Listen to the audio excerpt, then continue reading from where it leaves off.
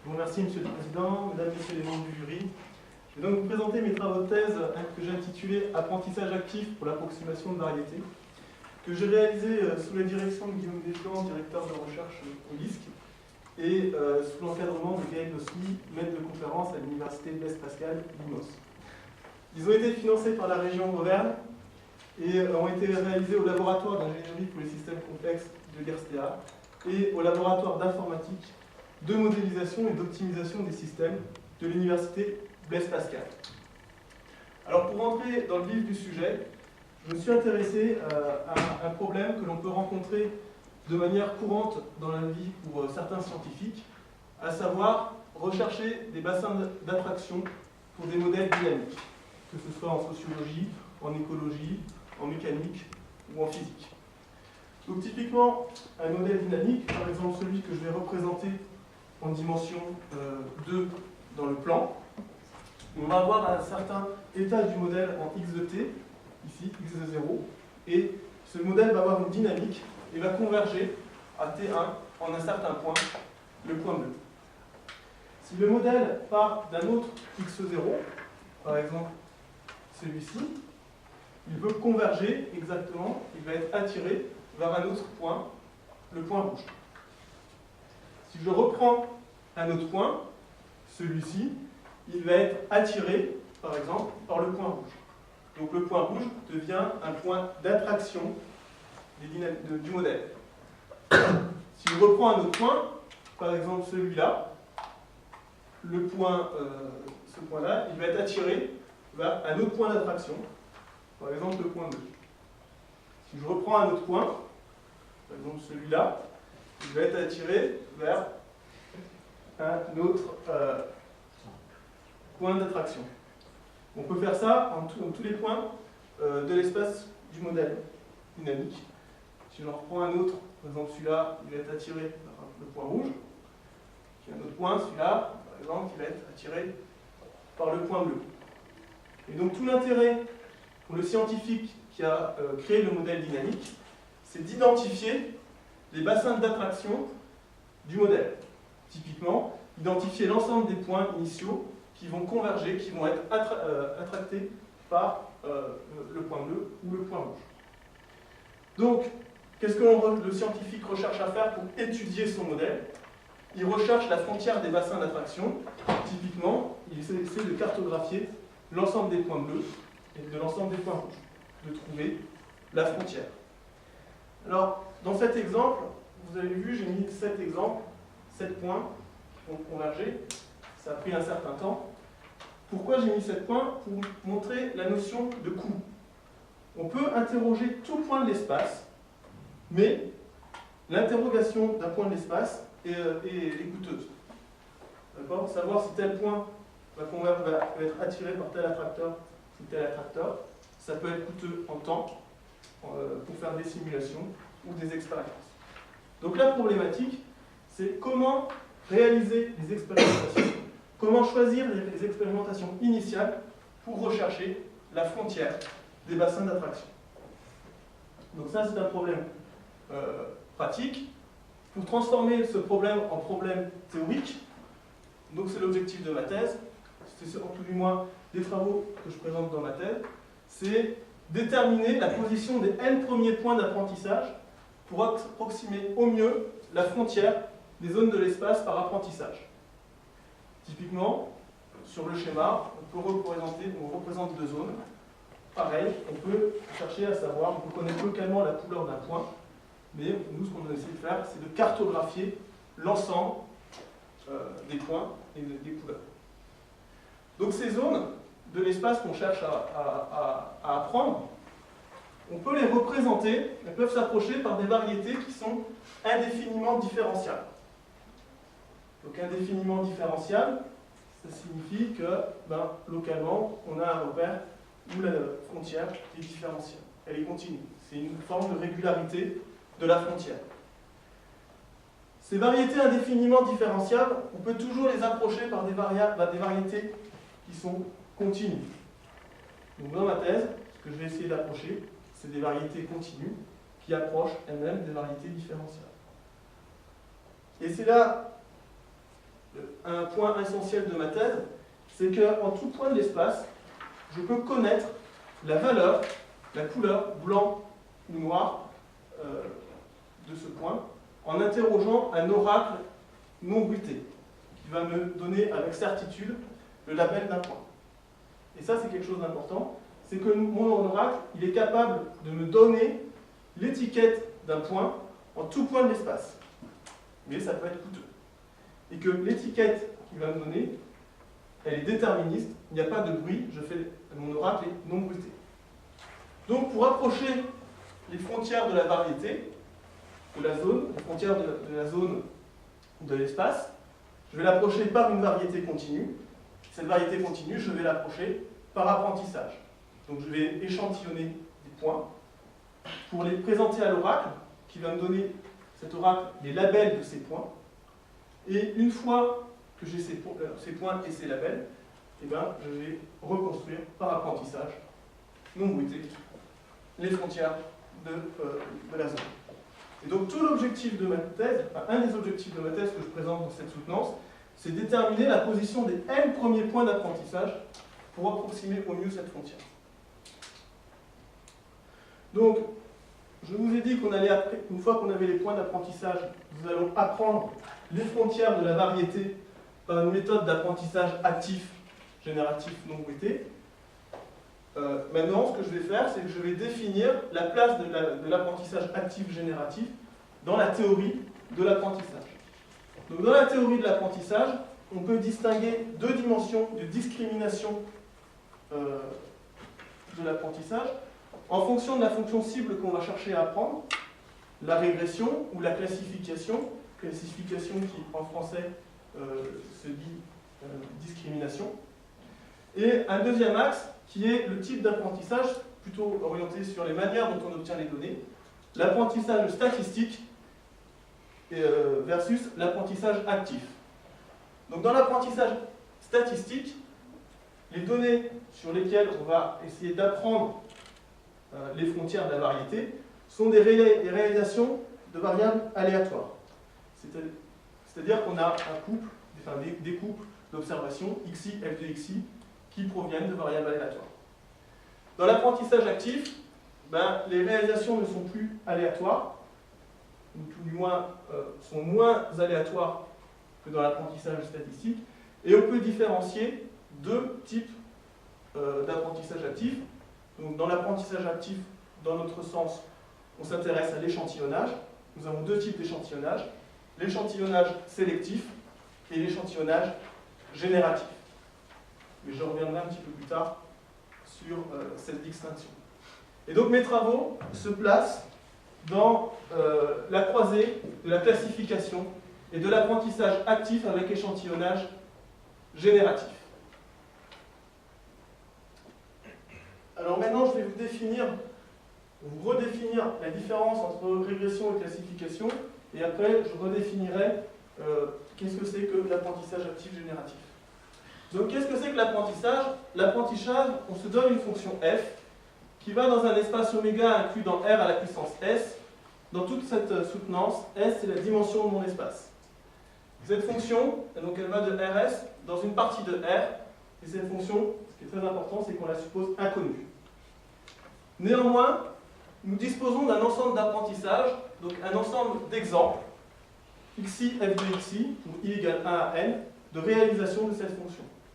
La problématique de l'apprentissage consiste donc à approximer la fonction f par une fonction f chapeau. Dans cette définition, on peut différencier deux types de problèmes, des problèmes de régression et des problèmes de classification. Le problème de régression, c'est lorsque l'image de la fonction appartient à R, f de x appartient à R, ou dans une partie dense de R.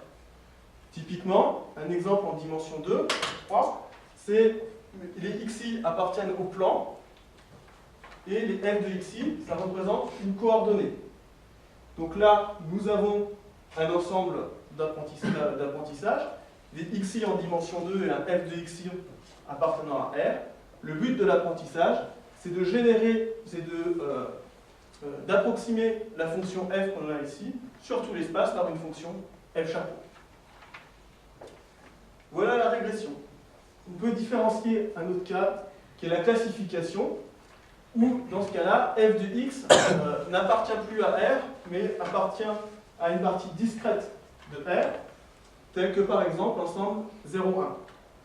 Donc sur un exemple en dimension 2, dans le plan ici, j'ai des points xi et des points f de xi. Si f de x égale 0 par exemple, nous faisons un point bleu, et si f de x égale 1, nous faisons un point rouge. Et le but, c'est de reconstruire la frontière entre l'espace des points bleus et l'espace des points rouges à partir des observations que l'on avait faites.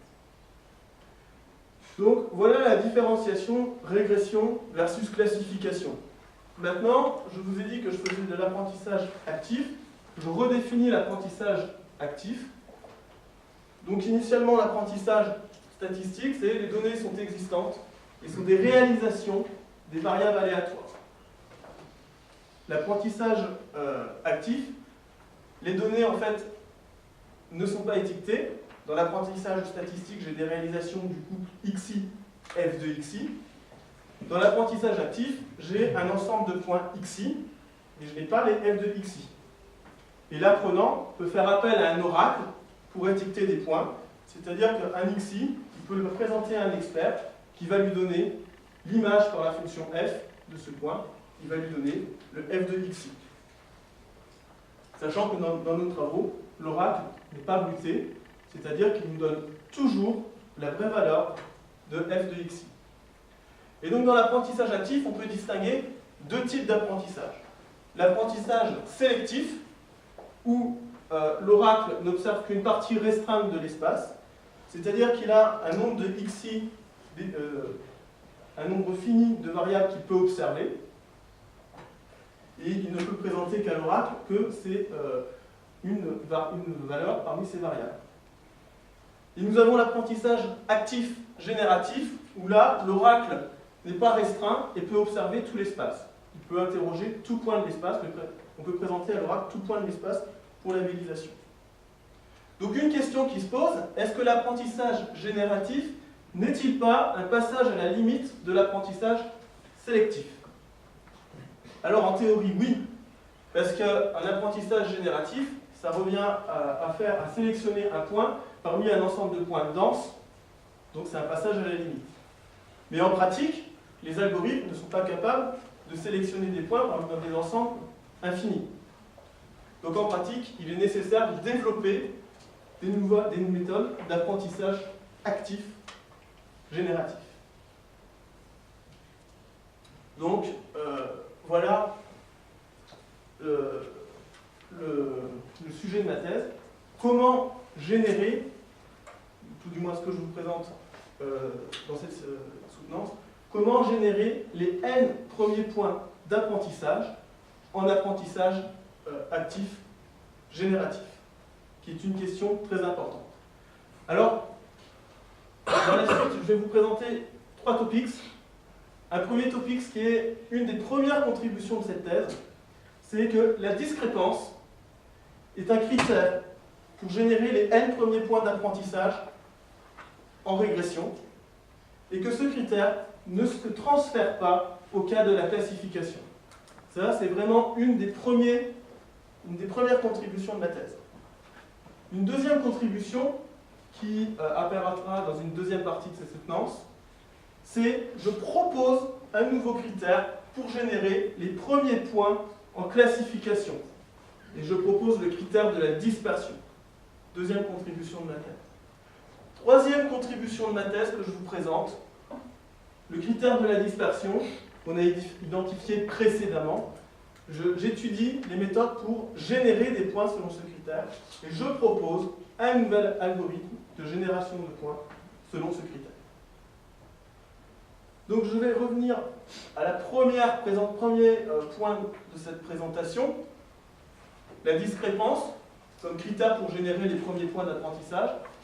Je vous présenterai des résultats en régression et je vous montrerai que la discrépance n'est pas adaptée au cas de la classification. Alors comment générer les premiers points sans a priori? Je n'ai aucune connaissance. Je peux générer les points n'importe où dans l'espace. Je peux les présenter à l'oracle qui va me les étiqueter sans bruit. Et je me situe dans le cas de la classification. Alors, il y a des réponses bibliographiques sur la régression où Cervelera et collaborateurs montrent qu'il faut utiliser des suites à discrépance faible. Et donc, il existe des résultats théoriques qui montrent l'intérêt de l'utilisation de ces suites. Alors, qu'est-ce que c'est que les suites à discrépance faible? Les suites à discrépance faible sont des suites qui sont utilisées pour estimer des intégrales complexes.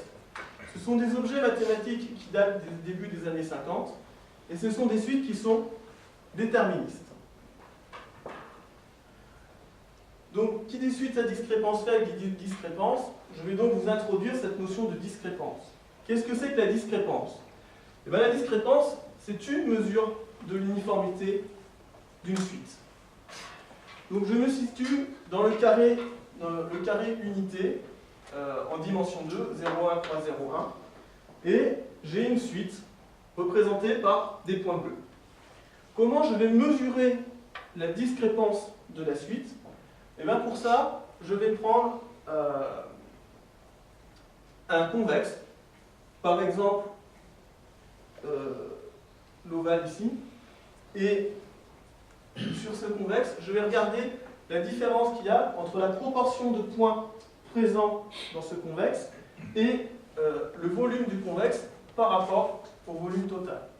Et la discrépance, c'est cette valeur sur le max des convexes possibles du carré unité.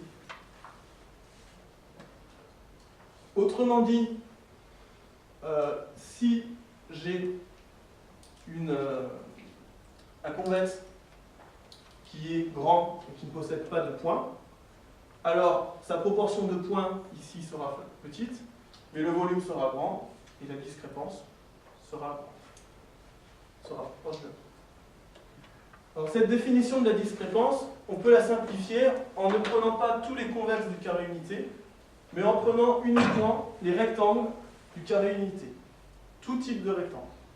Et on peut encore la simplifier en ne prenant pas tous les types de rectangles, mais uniquement les rectangles qui ont un sommet à l'origine, et on obtient ce qui s'appelle la discrépance star. Dans la suite de cette thèse, je n'utiliserai que la discrépance star. Toutes les discrépances sont cependant équivalentes. Donc, voilà comment on mesure l'uniformité d'une suite au sens de la discrépance. Une remarque, c'est que la discrépance est une mesure difficile à estimer, à la fois théoriquement et empiriquement. Donc, maintenant que j'ai défini la discrépance, je vais définir les suites à discrépance faible. Comment on définit une suite à discrépance faible? On la définit par rapport à la discrépance d'une suite aléatoire uniforme. Pour une suite aléatoire uniforme, la discrépance star ou étoile est presque sûrement en racine de log de n sur 2n, où n est la taille de ma suite. Une suite sera dite faiblement discrépante si sa discrépance est inférieure à celle d'une suite aléatoire.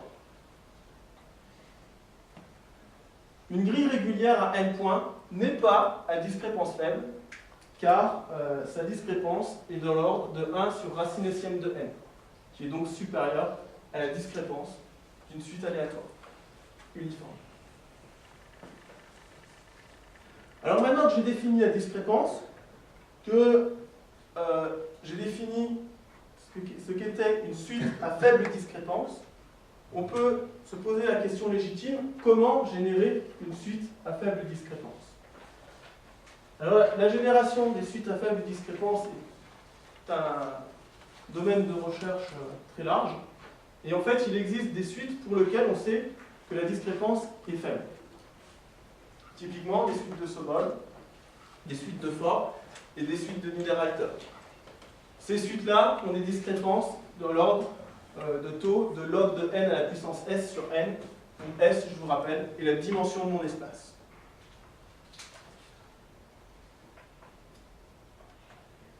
les meilleures discrépances que l'on connaisse actuellement sont de l'ordre de n à la puissance s-1 sur n. Donc pour illustrer ces propos, 3 représentations en dimension 2 de suite à 200 points. À gauche, une suite aléatoire, où l'on peut remarquer un grand espace de vide, un trou, 100 points. Donc une suite aléatoire donc non faiblement discrépante. Et 2 suites à faible discrépance, la suite de Halton et la suite de Sobol. La différence est quand même significative à l'œil nu.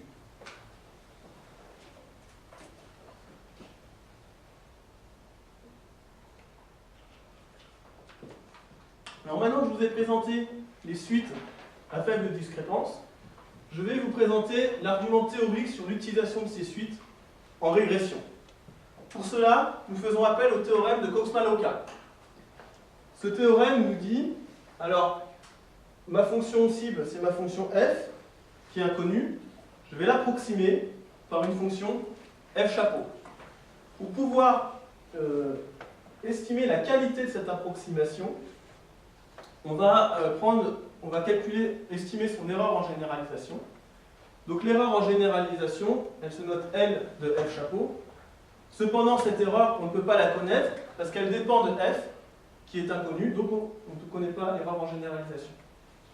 Cependant, on peut estimer cette erreur en généralisation, L chapeau de f chapeau, sur l'ensemble d'apprentissage, car sur cet ensemble, on connaît les points xi, on connaît f de xi parce que ça fait partie de l'ensemble d'apprentissage, et on connaît donc les f chapeaux.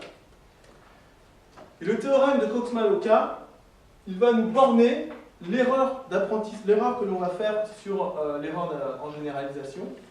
Il va nous le borner en fonction de 2 termes. Un premier terme qui est la variation d'Hardy-Krauss à la fonction de risque. Je vais revenir un peu dans 30 secondes. Et puis un deuxième terme qui est très important, c'est la discrépance de la suite d'apprentissage. Donc, qu'est-ce que c'est que la variation, pour revenir de Hardy-Krauss de la fonction de risque? L'erreur en généralisation est obtenue avec une fonction de risque, une fonction de coût, grand R. Cette variation, ça représente la variation de f au sens d'Hardy-Krauss. C'est une estimation de comment la fonction varie sur un espace. Donc en utilisant des suites à faible discrépance, je vais minimiser le terme de discrépance, et donc je vais avoir une erreur qui va être plus petite qu'en utilisant des suites aléatoires. Et un résultat qui est remarquable par rapport à la théorie de l'apprentissage statistique, c'est que ce résultat est déterministe. On est sûr du résultat, il n'est pas donné en probabilité.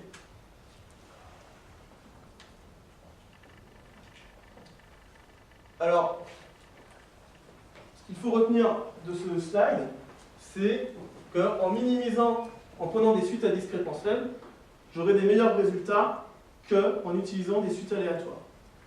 Je vais revenir sur ce résultat qui reste toujours vrai, mais qui perd de l'importance avec la dimension. Sur ce graphique, je vous ai représenté la taille de la suite, n, multiplié par 10 puissance 4, et l'ordre de grandeur de la discrépance des suites à faible discrépance, donc en log de n à la puissance s sur n. Sur la courbe pointillée, j'ai représenté la discrépance des suites aléatoires en fonction de la taille de la suite.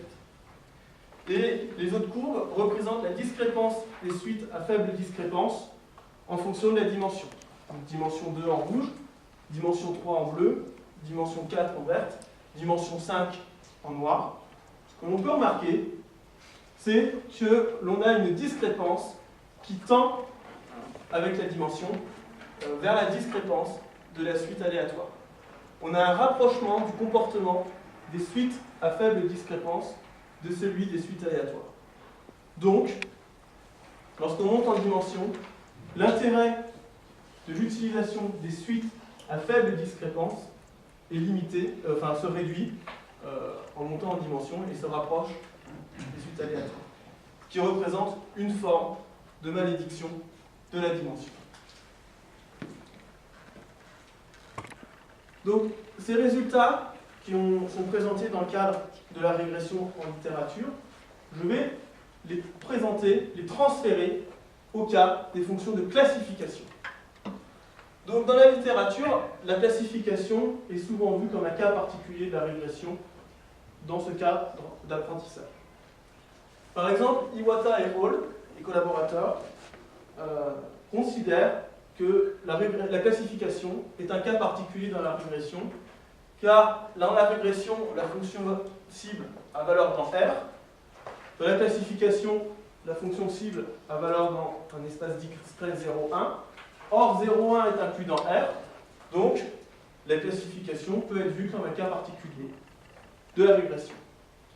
Dans ces mêmes travaux, en faisant de la classification par réseau de neurones, ils démontrent, donc empiriquement, qu'ils obtiennent des erreurs en généralisation plus faibles avec des suites à faible discrépance, plutôt qu'en utilisant des distributions aléatoires uniformes, ce qui confirme le fait, empiriquement, que la classification est un cas particulier de la régression pour notre problème.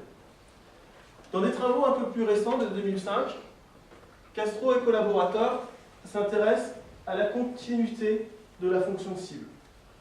Pour eux, la fonction de classification, c'est une fonction qui est constante localement presque partout. Les seuls endroits où elle n'est pas constante localement, c'est dans la zone de discontinuité de dimension S-1 qui est négligeable. Par conséquent, une fonction de classification peut être vue comme une fonction continue presque partout, et donc une fonction de régression. Et en fait, cette notion de continuité est très importante, et je vais y revenir dans le slide suivant. Dans ce slide, je m'intéresse au transfert des résultats en régression au cas de la classification. Si je réutilise le théorème de Coxman-Oka, qui me borne l'erreur que je vais faire, cette erreur va toujours dépendre de la variation d'Hardy-Krauss de ma fonction coût et de ma discrépance. Mais ma fonction coût, dans le cas de la classification, ce sont des fonctions de type indicatrice. Owen a démontré que dans la plupart des cas, la très grande majorité des cas, la variation de Hardy-Krauss des fonctions indicatrices est égale à plus l'infini. Les cas où elle n'est pas égale à plus l'infini sont très rares et ne se rencontrent pas en apprentissage, en pratique. Donc, si en classification la variation d'Hardy-Krauss des fonctions indicatrices est égale à plus l'infini, qu'est-ce que cela signifie sur mon théorème de Coxman-Oka? Que l'erreur que je vais faire est inférieure ou égale à plus l'infini. Donc mon théorème ne m'apporte rien de bien intéressant. Qu'est-ce qu'on peut donc en déduire? C'est que le développement théorique basé sur les travaux en régression ne se transfère pas à la classification. Ce résultat, il nous dit juste qu'on ne peut pas les transférer. Il ne me dit pas que la discrépance n'est pas un critère optimal pour la classification. Néanmoins, c'est ce que je vais essayer de vous montrer numériquement. Donc j'ai réalisé des expériences. Pour cela, je me suis donné 3 suites d'apprentissage, une grille régulière, qui je vous rappelle n'est pas à faible discrépance, et 2 suites à faible discrépance, la suite de Sobol et la suite de Halton. Donc j'ai mes 3 suites d'apprentissage, et sur 1000 règles d'apprentissage, qu'est-ce que j'ai fait? Donc j'ai répété 1000 fois, je génère une règle, je présente les 3 bases d'apprentissage à la règle de étiquetage, c'est mon bras qui travaille, j'apprends la règle sur les 3 bases d'apprentissage étiquetées, et j'évalue la qualité des apprentissages réalisés. Et par la suite, je représente l'erreur en généralisation moyenne. Donc je vais vous présenter quelques expériences en dimension 2 et en dimension 5.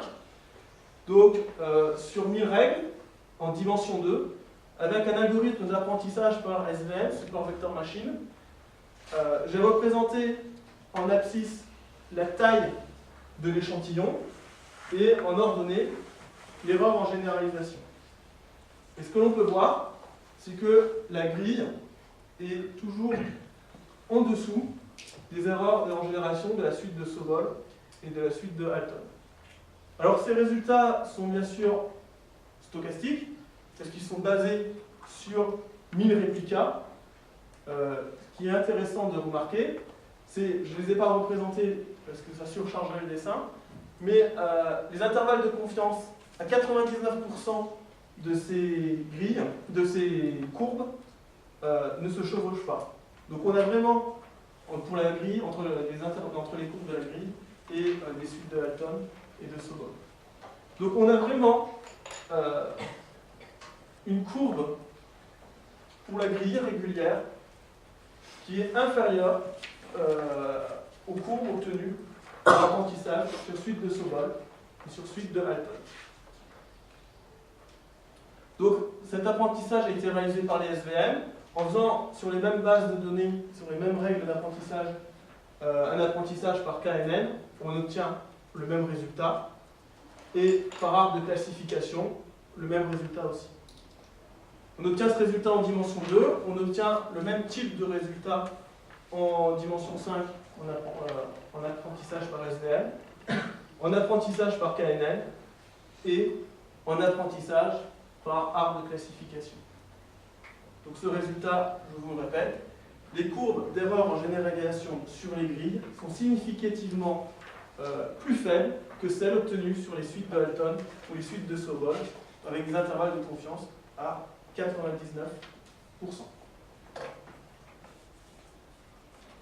Donc si je vous rappelle les faits de toute cette première partie de la présentation, la théorie de l'échantillonnage de la régression ne se transfère pas à la classification.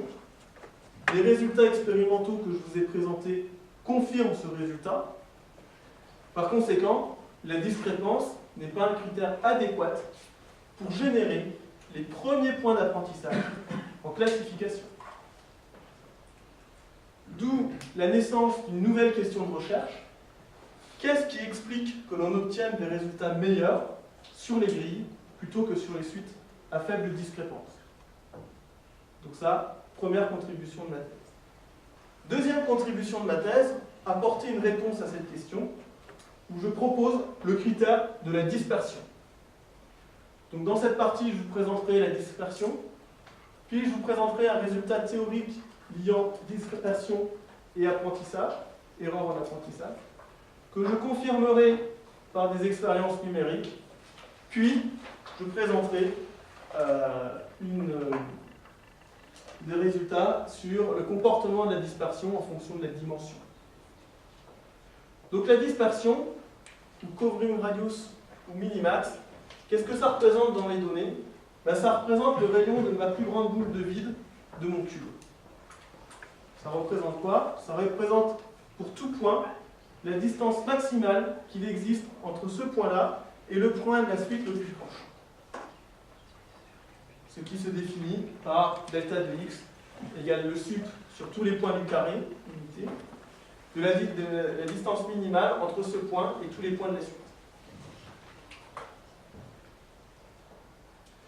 Donc quelles sont les configurations qui minimisent la dispersion? Si mon nombre de points est égal à k à la puissance s, donc est un nombre entier à la puissance de la dimension, c'est la grille de Choukarev, dont un exemple est représenté sur cette figure. La grille de Choukarev, c'est une grille régulière avec la particularité de ne pas avoir de points sur les bords de l'espace. Donc là, une grille de Choukarev avec 16 points. Donc ça, c'est le cas si n est égal à k à la puissance s. Si n n'est pas égal à k à la puissance s, la question est toujours ouverte. Et dans une troisième partie de cette présentation, je vous présenterai un nouvel algorithme que j'ai créé pour approximer des configurations de points qui minimisent la dispersion. Donc je vous propose la dispersion comme nouveau critère. Je vais justifier ce choix en revenant sur les expériences précédentes, où je vous rappelle, j'avais fait des expériences en dimension 2, où je vous présentais des expériences en dimension 2 et en dimension 5. où j'avais fait pour différentes tailles d'échantillons, j'avais regardé les erreurs en généralisation obtenues sur une grille, sur la suite de Halton et la suite de Sobol, et on obtenait des erreurs en généralisation minimales sur la grille. Je présente ici la dispersion des suites d'apprentissage que l'on a utilisées. Donc, pour les différentes dimensions, les différentes tailles d'échantillons, ce qu'on peut remarquer dans cette colonne, écrit en gras, c'est que pour une dimension et une taille d'échantillon donnée, on obtient la dispersion minimale à chaque fois pour la grille. Donc la grille, à forte discrépance, mais à faible dispersion, obtient de meilleurs résultats en erreur en généralisation.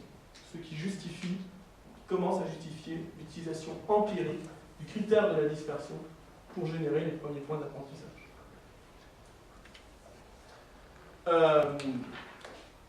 Une justification théorique, pour cela, j'ai besoin de caractériser la régularité d'une variété.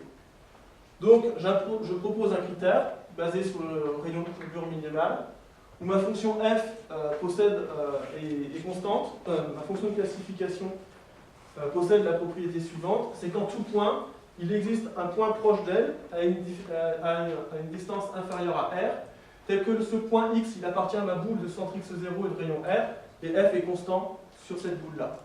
Vous avez un exemple de type de fonction représenté sur cette figure.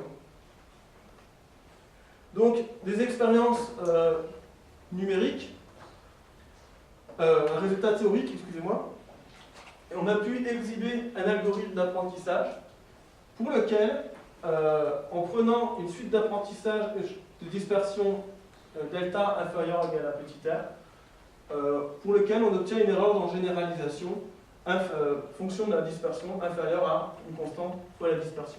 Donc en minimisant la dispersion, on minimise l'erreur en apprentissage. Si je reviens à cet exemple-là, avec le rayon de courbure, on peut estimer la valeur de R, qui vaut 0,07. Et donc, on peut estimer par certaines formules le nombre minimal de points qu'il faut pour avoir une dispersion inférieure à 0,07. Dans ce cas-là, en dimension 2, il faut au moins 50 points. Donc, une petite expérience numérique où je crée une suite aléatoire avec une certaine dispersion. J'ai appris avec ce théorème, j'ai représenté l'erreur en généralisation, puis j'ai bougé les points de manière à réduire les dispersions, etc. Et ce qu'on peut voir, c'est que plus la dispersion est faible, plus l'erreur en généralisation est faible, ce qui confirme ce résultat théorique. Néanmoins, ce résultat a été obtenu sur cet algorithme d'apprentissage et avec l'hypothèse de régularité de ma variété. Ce que j'ai voulu faire, c'est m'affranchir de cette hypothèse de régularité et également m'affranchir de l'algorithme d'apprentissage en répétant l'apprentissage en utilisant d'autres types d'algorithmes. Donc, sur une base de 1000 simulations, ce que j'ai fait, c'est que j'ai généré une règle de classification, j'ai généré une suite aléatoire que j'ai présentée à l'oracle, puis j'ai appris la règle et j'ai estimé la qualité de l'apprentissage. Et sur cette même règle, j'ai repris la même suite aléatoire. Avec un algorithme de minimisation de dispersion, j'ai réduit la dispersion et je retiens une nouvelle suite que je représente à l'oracle. Avec les données étiquetées, j'apprends et j'évalue la qualité d'apprentissage. Et pour ça, 1000 fois. Donc les résultats obtenus sont les suivants. Donc en dimension 2, sur l'axe des abscisses, la taille de l'échantillon. Sur l'axe des ordonnées, l'erreur en généralisation en pourcentage. Et j'ai représenté la moyenne sur 1000 suites de l'erreur en généralisation des suites aléatoires et des suites à dispersion minimale. Comme dans le cas précédent, les intervalles de confiance à 99% donnent des courbes qui sont significativement distinctes. Et là, on peut remarquer que la dispersion minimale a donc une erreur en généralisation significativement plus faible que l'apprentissage réalisé sur suite aléatoire. Donc ces expériences en dimension 2 avec un apprentissage par SVM, on peut les faire avec le KNN, on obtient le même type de résultat. Les arts de classification, pareil, et en augmentant la dimension, on obtient le même type, le même résultat, à savoir des erreurs en généralisation plus faibles en utilisant des suites à dispersion minimale. Et donc maintenant, j'aimerais revenir sur un point important qui permet de différencier discrépance et dispersion, qui est la comparaison de l'évolution de la dispersion en fonction d'une suite aléatoire en fonction de la dimension. Donc ce que j'ai représenté ici, sur l'axe des abscisses, c'est la dimension de mon problème. Et j'ai généré des suites aléatoires avec 2 points par dimension. Sur une moyenne obtenue sur 20 suites, à un écart type, on a représenté la dispersion obtenue pour les suites uniformes. Et on peut calculer la dispersion pour des grilles de Choukarev de même taille, et on obtient cette courbe bleue. Ce que l'on peut remarquer, c'est qu'on obtient des courbes qui sont distinctes, et que le comportement, la différence de comportement reste présente lorsque la dimension augmente. Chose qu'on n'avait pas avec la discrépance, où à partir de la dimension 5 ou 6, on avait la discrépance qui se rapprochait de la discrépance d'une suite à faible discrépance, de la discrépance d'une suite aléatoire. Chose qu'on n'obtient pas pour la dispersion. Voilà. Donc je vous ai présenté des résultats en utilisant la dispersion. On a vu que si n est égal à k puissance s, la configuration qui minimisait la dispersion, c'est la ligne de Choukarev. Sinon, on n'a pas de réponse. Et une troisième contribution de la thèse, c'est de proposer un nouvel algorithme pour générer des suites à faible dispersion. Alors pour cela, je vais vous présenter le critère du maximin, puis je vous présenterai l'algorithme. Alors il existe le critère de génération de suite selon le critère de la dispersion faible est difficile à générer. Des travaux de Johnson et collaborateurs proposent une alternative, c'est le maximin. Donc le maximin, qu'est-ce que c'est? Au lieu de regarder la distance entre les points de la suite, entre tout point de l'espace et les points de la suite, je vais regarder la distance entre tous les points de la suite, et je vais faire en sorte que celle-ci soit la plus grande possible, que les points soient répartis le plus possible, et uniformément, et qu'on obtienne une dispersion faible. Alors ce critère, il a un inconvénient, c'est que du coup, il va pousser les points de la suite vers l'extérieur, et donc on est obligé de prendre en compte les bords du carré unité pour pouvoir l'utiliser. Donc l'algorithme que je propose, c'est un algorithme qui, à partir d'une configuration initiale, va bouger les points, mais il ne va pas en rajouter. Donc il est basé sur le critère du maximin. Il utilise une borne théorique de la dispersion, où celle-ci est inférieure à 1 sur 2 partie entière de racine SCM de n. Il utilise des variables ressorts entre les points eux-mêmes et des variables ressorts entre les points et les bords du carré unité pour les faire bouger. Donc, juste pour vous représenter, sur la gauche, une suite aléatoire de 25 points. Et en utilisant l'algorithme, on va voir qu'on va converger vers une grille de Choukarev, configuration qui minimise la dispersion.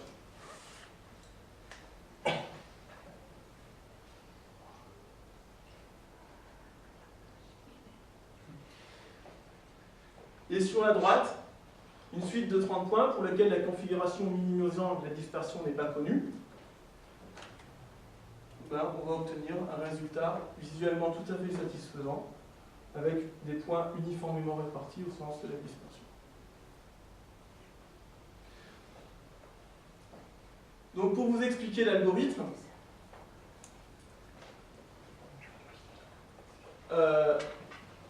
dans ma présentation, le carré unité va être représenté en rouge. Je vais générer une première suite aléatoire. Ce que je vais faire, c'est que je vais calculer des distances d'interaction entre les points, et les points vont bouger en fonction de la distance qu'ils ont avec leurs voisins. Donc des forces de répulsion des points bougent. Certains points sortent du carré unité, ici, parce qu'on n'a pas pris en compte le bord. Et d'autres points sont proches du bord. La sous-grille en pointillé représente les valeurs extrémum des abscisses d'une grille de Choukarev de dimension équivalente. Donc ce qu'on va faire, c'est qu'on va appliquer des contraintes de boîte. On va forcer les points à revenir à l'intérieur du cube en appliquant des forces de répulsion des arêtes du cube.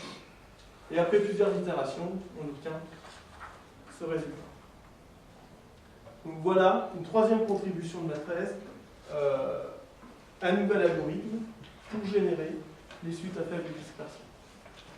Donc pour conclure et pour présenter quelques perspectives, je vous rappelle mon problème de recherche, un apprentissage de variété, c'est-à-dire un problème de classification ou de discrimination, un apprentissage non bruité et un apprentissage actif, génératif. Les résultats, le critère d'échantillonnage initial pour la régression, qui est la discrépance, ne se transfère pas à la classification. Et nous avons, ça c'est une première contribution de ma thèse. Deuxième contribution de ma thèse, identifier un nouveau critère, le critère de dispersion. Et une troisième contribution de ma thèse, proposer un algorithme de génération de suites à faible dispersion. Donc les perspectives de ces travaux, dans des perspectives très immédiates, c'est de regarder le lien entre dispersion et learning, vérifier le comportement de la dispersion en fonction de la dimension, lorsque celle-ci augmente, et transférer ce résultat de comportement sur un problème d'apprentissage. Donc, purement learning, voilà une perspective immédiate. Une perspective sur la dispersion, c'est améliorer l'algorithme de génération des suites à faible dispersion que je vous ai présenté, par exemple en proposant une version parallélisable. Et puis, une question, générer des suites à faible dispersion dans des espaces différents du carré unité, qui peuvent être intéressants en pratique. Et puis, un élargissement de mon problème de recherche, c'est adapter toute l'approche des problématiques à des problématiques plus appropriées, telles que utiliser la méthode présentée pour explorer des modèles complexes, par exemple, adapter l'approche pour détecter des noyaux de viabilité de systèmes dynamiques, qui seraient des perspectives assez locales, vu les travaux réalisés au sein de laboratoires. Et puis, d'autres perspectives, telles que la sélection initiale de points en apprentissage actif, sélectif en classification, avec le critère de dispersion identifié, et puis utiliser ces travaux pour faire de la sélection d'hyperparamètres de modèles. Et enfin, des élargissements plus larges de travaux, c'est regarder le comportement de l'apprentissage sur des données bruitées, et puis faire des travaux que j'ai commencé dans ma thèse et qui se situent dans mon manuscrit, faire un apprentissage itératif de variété, après un premier apprentissage, régénérer des points à présenter à l'oracle pour affiner la connaissance des frontières de la variété. Et dans cet algorithme, qui est basé sur des grilles, ne plus utiliser la notion de grille et réintroduire la notion de dispersion. Je vous remercie pour votre attention. Je suis prêt pour répondre à vos questions. Merci.